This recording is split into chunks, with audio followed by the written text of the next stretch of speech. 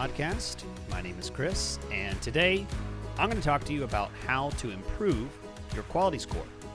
This is a part of my PPC basics where I'm going through a lot of basic things that everyone should understand and are commonly misunderstood. So it's great to form a foundation of important things that will build over time, because things like quality score, things like how to manage your Google Ads account, I mean, these are critical and often done wrong.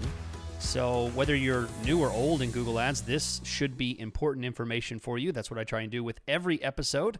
You can subscribe. I put out new episodes every Monday, and all I talk about is Google Ads. So if you're running Google Ads for your business, you're trying to get a job in Google Ads management, you are involved in Google Ads in any capacity, this is a great free resource for you to learn every single Monday. And I've been doing it for years, and I don't plan on stopping. It's something I enjoy doing and trying to lift up the PPC community. You know, we're not really known as a lot of upstanding, honest people, and I try and change that. I try and help people to understand, hey, there's the right way to do it in Google Ads, and then there's the wrong way. And I try and educate people so that we can bring up the quality of this community, bring up the integrity of the community by delivering the one thing that we can all promise our clients, our boss, ourselves, and that's just quality of traffic. Trying to get quality of traffic, trying to pay for clicks that deliver quality to your website, to your client's website, whatever you're doing. That's what you can only focus on. And as you progress, things get better and better. And hey, you eventually make money from it. You eventually make money from that quality of traffic purchasing. That's what the whole goal of this podcast is about. So if you like this, if you enjoy that kind of deep discussion every week, join up right here. I'm on YouTube, and most people listen on the podcast, but you can also see me on YouTube as well. I also answer questions every week. I'll be doing that this week, as always. I'll be answering a question, and you can send in a question at paidsearchpodcast@gmail.com. Send in your question there. Be patient. It usually takes a couple weeks, and I will get to your question. I'll usually answer you, let you know that your answer is coming up, so you don't miss the answer on the show. And I have a question all the way from the UK asking about display campaigns, YouTube campaigns, demand gen, display, remarketing. How does it all work? Where can you go from phase 3 and phase 4 of Google Ads? Should you engage in demand gen campaigns or remarketing or display? I'm going to talk about that. But first, the main topic of the show, I'm going to jump into how to improve your quality score. I'm going to define it. I'm going to talk about why it matters, how to improve it, and then 9 specific things that do not improve your quality score. I'm going to share all of those things for you in today's packed episode, so stay tuned. Real quick, I want to tell you about the reason this podcast can continue.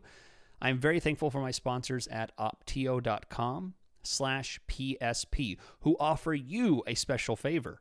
Just for listening to this show, they know that you care about your Google Ads performance, and this tool is designed to improve the performance of Google Ads accounts. It is designed to capture data, analyze it, and spit back perfect, well-suggested optimizations that can improve your Google Ads campaign. Did you know if you lower this bid on this keyword, it could improve your cost per conversion because it's bidding too aggressively? Did you know that if you add this negative keyword, it will free up a lot of your search impression share because you're wasting a lot of search on these particular keywords, these particular search terms, and it's not doing you any favors? Did you know that your landing page stopped working yesterday and you now have an error that's showing up? Did you know that your search impression share has dropped significantly? Your budget is now insufficient to this degree. I mean, these are critical things to know, and we're all limited by the same thing. You're limited by time. You can save time by getting more done with optio.com/PSP. Get a free trial of the tool. That's 28 days for free. You can try the whole tool for free, 28 days, at optio.com/PSP. Use the link in the description and try it out. Tell them that Chris sent you, and you'll get that special offer. Let's jump in. How to improve quality score. All right, so very quick, I'm going to define and then talk about why quality score matters. Quality score, as simple as possible, is a rating from 1 to 10, measuring how relevant your keywords, ads, and web pages are to the person that is seeing your ad in that moment. So this quality score is represented at the keyword level. Every keyword will have a quality score number assigned to it. Now, that statement used to be true 100% of the time. It is now true 60, 70% of the time.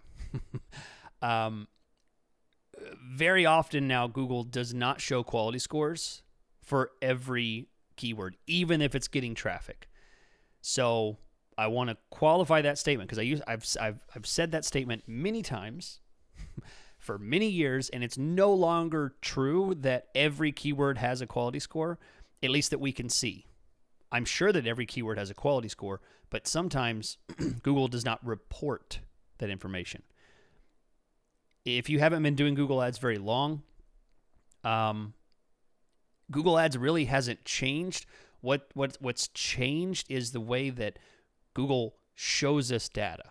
We've lost a lot of aspects and things that used to work this way, and now it still works a lot of the same way, but Google shows us that information differently. The only thing that is really different is how keywords function. That specifically has changed, but everything else is largely the same. But keywords no longer have quality scores for every single one. So who cares? Why does quality score matter? Well, money matters. And that's how you get clicks on Google Ads. Money matters.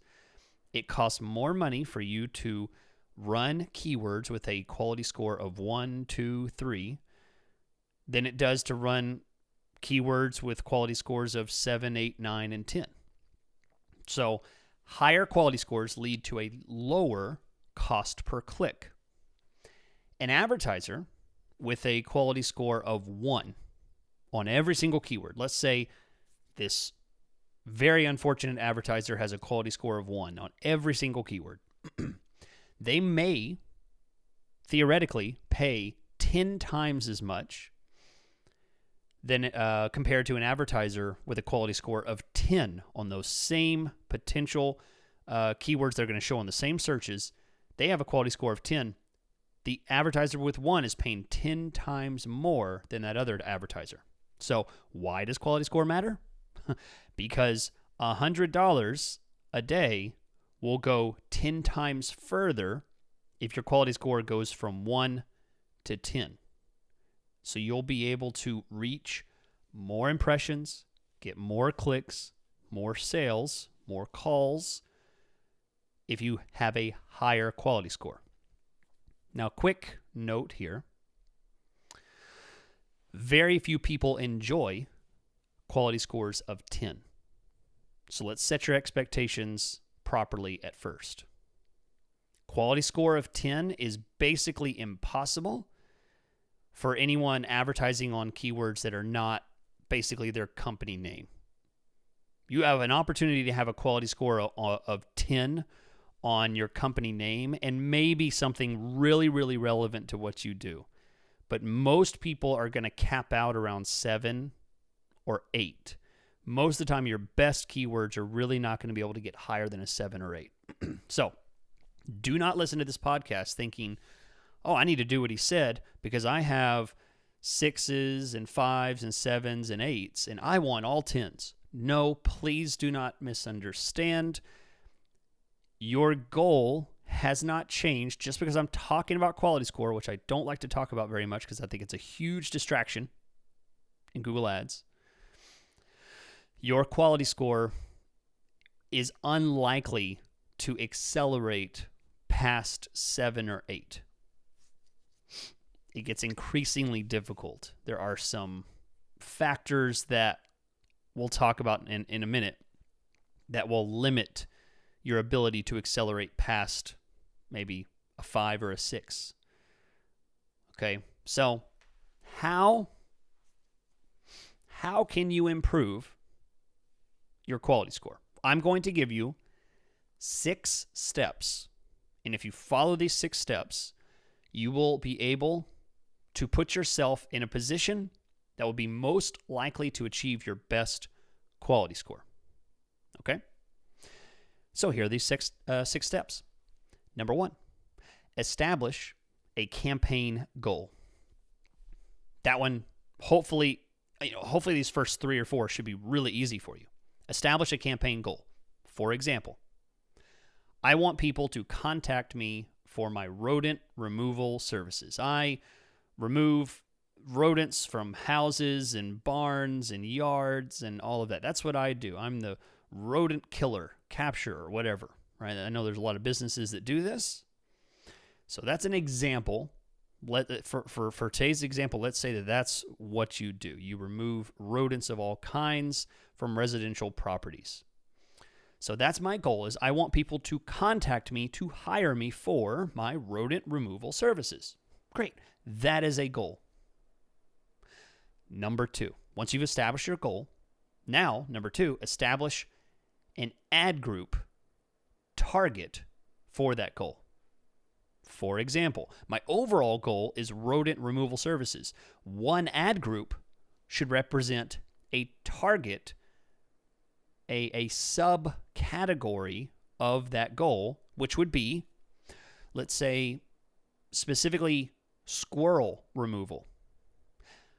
People have rats, groundhogs, I don't know if groundhogs, let's say voles and moles, perhaps, in their yard, something like that. I don't know if groundhogs get into houses, but they have all these different types. One ad group, and I remove a lot of squirrels from people's attics and walls. That's a big part of what I do. So I'm going to have an ad group just for that. And that is my dedicated purpose of that ad group. So that's number 2, establish an ad group target. So now you have a campaign goal, number 1. You want to get calls, get leads, have people contact you to hire you for your rodent removal services. Number 2 is, okay, part of that rodent removal is my squirrel. And then you're going to have more, but let's focus on just this one. All right, so that's it. First 2 right there. Should be pretty easy. Number 3, within that ad group that is specifically for squirrel removal, choose keywords representing searches around that target. Really simple. Okay, all of these should flow very quickly for you. For example, squirrel removal services, squirrel removal companies near me, remove squirrels from attic, right? You can make up 2 or 3 of these probably right off the top of your head. Now, there will need to be a few more keywords. I don't think you should add 50. I don't think you should add 30. I think you should add maybe 15, 20 at the most to this ad group. You need a few keywords that focus on that target. You do not need a huge number of keywords here. Pick a few, and then I have other podcasts that talk about how to expand on those keywords, how to test and do some research on those keywords. If you don't know, I offer consulting training services to demonstrate and show you that. You can find it on my website, chrisschaeffer.com. But I have resources in my podcast that talk about that process. But the main thing is 1, 2, 3. We're on our 3rd one, adding keywords. All right. Number 4, a little more complicated. It's going to require a little bit of creativity.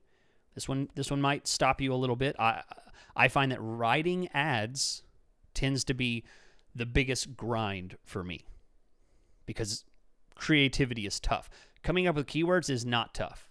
But, writing ad copy, that can be tough. All right, so here we go.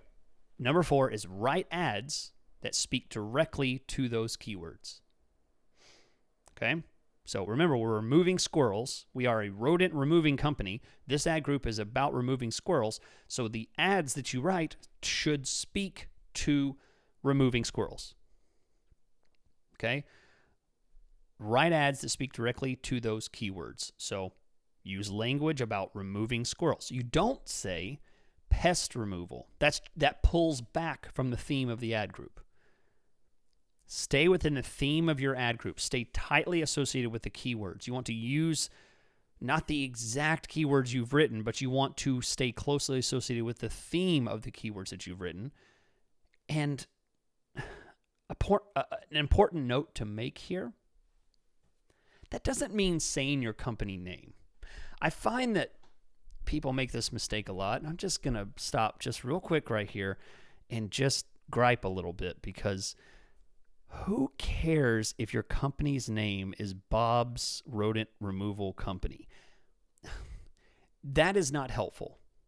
That does not improve your click-through rate chances. That does not improve your relevance. It is a waste of incredibly valuable characters in ad copy that is going to be read in 0.5 seconds as they're scanning the page. You have a very short window to get a first impression on someone and show your ad and convince them, I do that, click here, I'm the best one. Saying your company name is a very dumb way of putting yourself in that position of being noticed. I don't care if you have a cute name. There was recently a plumbing company in a town near me that I was driving past, and I saw the name of the company. I won't say what it is, but let's just call it Chewing Gum Plumbing. I mean, it was just like some completely obscure, unrelated thing, plumbing company. And they have this really weird looking storefront. It's all kinds of weird colors. This is the kind of company I would think would put they're like, our name is very memorable. I'm going to put my company name in my ads. I want to brand. This is not the time to do that. Stop. Google Ads search campaigns are not the opportunity to push your brand. You do not brand. You do not acquire or push forward brand awareness in your lead generation search campaigns on Google. Really dumb idea. So stop using your company name. I just see it all the time, and it really bugs me. It's something I immediately suggest not doing when I see it. All right, so that's 4. That's it. So you've company goal, you've established an ad group target, you've chosen keywords around that target, and then you wrote ad copy specifically around those keywords. And then number 5, hopefully this is not a huge step for you, but you point ads to the page that speaks to that specific target. So for this example company, my rodent removal services, I have a page specifically about squirrels, hopefully, and I point people to that page because they're looking for not rodent removal. They don't care about rodents in general. They care about what you can do for squirrels. Do you do squirrel removal? Because that's when I'll give you a call. That's when I'll fill out the form. That's when I'll book an appointment with you. Is like, oh, they're nearby and they handle squirrels and they seem trustworthy, and it seems like this is how I get in touch with them. I mean, if you can convey those things, that they're in the right place at the right time, and that you're a trustworthy source, and that you're in their area or whatever, something relevant to them. As long as you're relevant with what they're looking for, the chances of them contacting you now that you've gone through these 5 steps has accelerated. And guess what? That's the same point as quality score. Google's on your side when it comes to quality score. They established quality score to try and force advertisers to do what they should do and not try and game the system. They want people to have a good experience on their platform, so they came up with quality score to try and encourage people to build campaigns that encourage that streamlined, very, very natural process of keyword search, ad copy, landing page success. So if you have done those things, the last step, step 6, is just repeat. Repeat this process for every service and product that you sell. Those 5 steps, repeat, repeat, repeat. That's how you improve your quality score. Okay? So I'm going to do a quick lightning round here, and then I'm going to get to the question of the week right after this. Lightning round is going to be, these things do not improve your quality score. You ready? I have 9 things, and hopefully I step on some toes here. I'm going to put my hiking boots on, and I'm going to stomp around, and I hope one of these perks up your ears, because there's a lot of misinformation out there, a lot of baloney of people thinking, I do this, and that improves my quality score. No, it doesn't, and I'll give you a list of 9 that I find to be most common. Number 1, changing your keyword match type does not improve your quality score. Going from broad to phrase to exact, it's a gimmick. It's baloney. It does not directly improve your quality score. There might be some things that tend to be more true with broad and tend to be more true with exact, but there is no strategy to say, oh, just change your match type and it'll fix it. Nope, baloney, not true. Number 2, using every keyword match type, using broad, phrase, and exact all in the same ad group will improve my quality score. No, it doesn't. That is not true. So stop doing it. That's not a strategy. That's a gimmick. That's a hack. And hacks don't belong in Google Ads. Save your hacks for that stupid SEO stuff, right? Hacks and all shortcuts and stuff. That's not what I talk about here. That's silly. Number 3, adding more keywords. Oh, well, if you add another 10, 15, 100 keywords, that'll improve your quality score. No, it doesn't. Number 4, using a specific bidding strategy. If I use maximize conversions, if I use max clicks, if I use target ROAS, that will improve my quality scores. Nope. Again, gimmick. If I increase my budget, that will improve my quality scores, right? Because Google's going to reward people who spend a lot of money on their platform. They really like big spenders and high budgets. No, they don't. Google, and that comment's half right. They do like big spenders. They do want you to spend more on their platform. But they do not reward you with better quality scores. There are plenty of people that spend a lot of money and have absolute crap quality scores. Believe me. So that's not true. Number 7, having a better or higher optimization score. You know that little thing right there under the recommendations? There's a recommendations tab, and you can see your optimization score is 50%, 70%, 5%. Whether that's 5 or 100%, that does not improve your quality score. Optimization score is not quality score. Okay, I'm going to say that again. I hope you're listening. Your optimization score, which is on your recommendation tab, that is not what I'm talking about. Optimization score is not quality score. Do not mix those up. They have extremely different goals and standards by which they are ranked and scored. You say, well, Chris, shouldn't we talk about getting your optimization score up? No, because it doesn't matter. I've talked about optimization score before. Optimization score you can completely ignore. It's baloney. Worthless. All right, next, number 8, having a higher ad rank score. Having a poor, average, or excellent ad rank in your ads does not directly affect your quality score. And then number 9, adding more extensions, assets to your search campaigns, adding more site links, adding more images, adding your location extension, adding a phone number. Those do not affect your keyword quality score. They might affect, to a very small degree, your overall ad rank, but it does not affect the integrity of your quality score, which is only decided keyword ad landing page level. Ad extensions, ad assets do not affect that. All right, so there we go.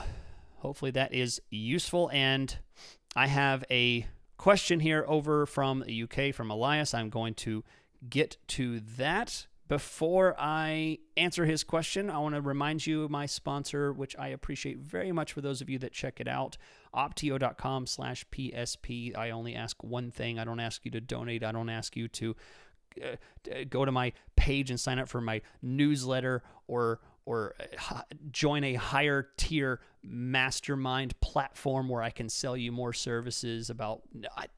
I give away all this for free, and my sponsors help pay for all of this.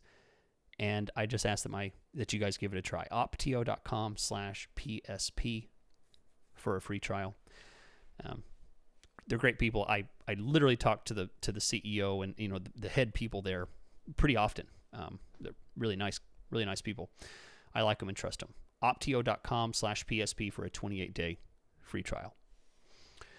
All right, Elias, going to finish up the podcast for us, writes in, "Hi, Chris. Elias here from London, UK. First-time question, short-time avid student.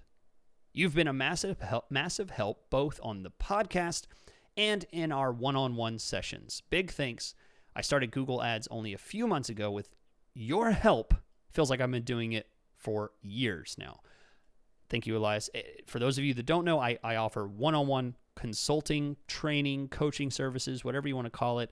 You have a problem, whether you need me to build something for you and demonstrate it, or optimize, or just answer deep questions about Google Ads. That's what my consulting training services are for. Elias has been a phenomenal student. I've told him many times I wish all of my students listened and responded as well as he did. A very sharp learner. So I don't know if it's him or if it's me. Maybe it's both. Maybe I'm a good teacher and he's a good student. So I appreciate that. All right, should I advertise? Here's his question. Sorry. He asks, should I advertise on demand gen or display for remarketing and lead generation? Is demand gen just a high-quality version of display campaigns? How does it work? What is it? Okay, that's the first question he has. There's another question coming up at the end. But first, I'll answer this one. I'm not going to go into demand gen, but the short answer is this.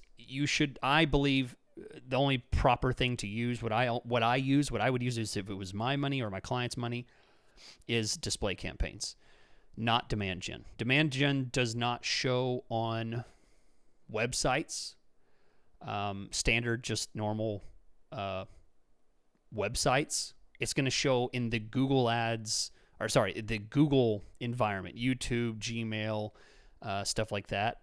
I'm not interested in that. I mean, if I want to do anything that I can do in demand gen, I can do better in display and actually get reporting and target and get that kind of stuff. I am not interested in demand gen, so I would recommend staying away from demand gen. It's just kind of a simplified version. It's kind of like the smart display campaign. And if you know anything about companies that label their products, just because it says smart, that doesn't mean that it's better.